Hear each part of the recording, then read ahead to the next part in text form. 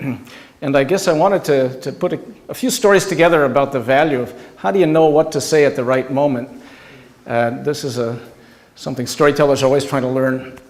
And I learned a little bit from my own bubby, my grandmother. And she told me this. I leave it to you to decide if it's true or not. She's my bubby, so I guess I believe it happened. She was a terrible driver.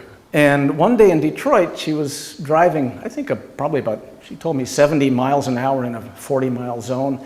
And she got pulled over by the police. In Detroit, we call them police. So here's my bubby with the police. And an officer came up to her and he said, "Ma'am, you were speeding." And she said, "I know, little Jewish bubby. You were going 70. She said, "Yeah, I know, I was speeding." "Well, do you have a driver's license?" She said, "No, I don't." "What do you mean you don't have a license?" She said, "I'm legally blind."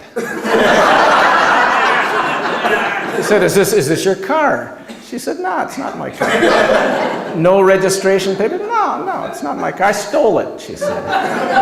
"Excuse me, ma'am, you stole the car?" "Yeah, I stole it." "Who did you steal it from?" She said, "I didn't ask his name before I killed him."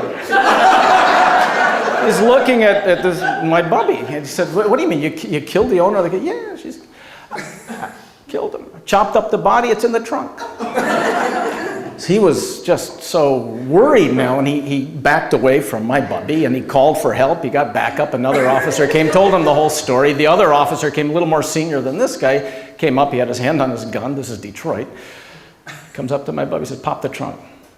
"All right." So popped the trunk. He looked in the trunk, spare tire, nothing else. Very tidy, as a matter of fact. He came up to her and he said, "What?